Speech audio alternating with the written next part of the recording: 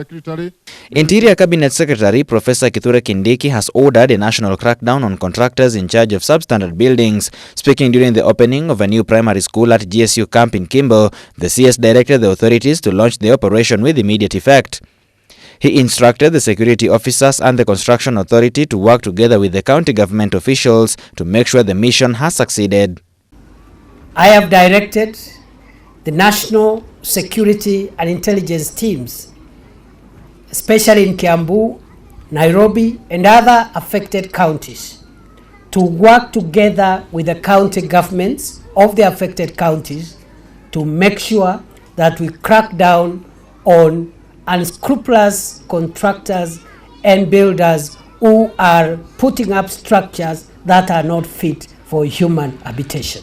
In November last year, close to 5 buildings in Kiambu and Nairobi counties collapsed, killing and injuring occupants. The CS further said the contractors are not different from bandits killing people, stating that the government will not wait for any other disaster. He added that President William Ruto had ordered the national security officers to work with the county government officers for better service delivery. Shida ya kwanza ambayo inahusisha sana kaunti ya Kiambu na kaunti ya Nairobi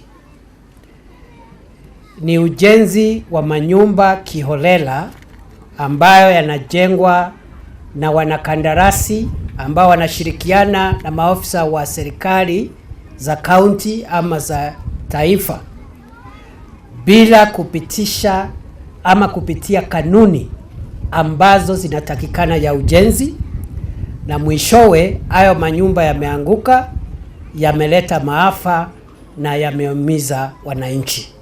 His announcement comes months after Kiambu Governor Kimani Wamatangi disbanded a technical committee responsible for approving the construction of buildings after 2 buildings collapsed, claiming lives.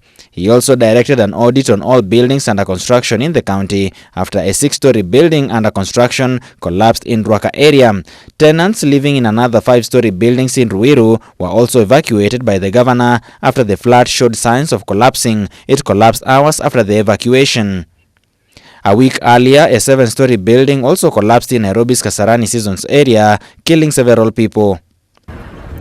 We are not going to allow our people to die or to be hurt for government to move in here and start crying with wananchi. And for that reason, we have declared an all-out war on contractors and builders who are defying government procedures in the construction industry, putting up buildings illegally and in a manner that is posing danger to people.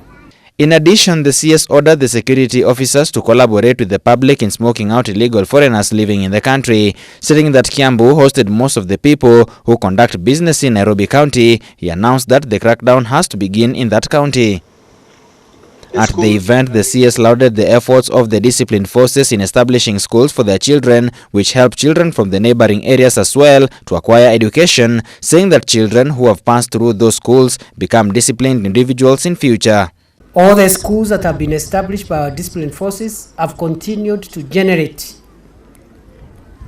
very good servants, public servants for this country by providing discipline from very early for our children.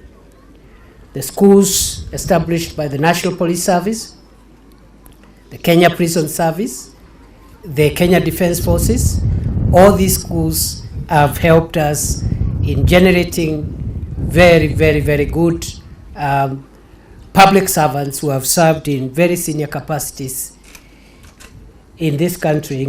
At the same time, he reiterated the government's effort in fighting crime to ensure that citizens live in peace.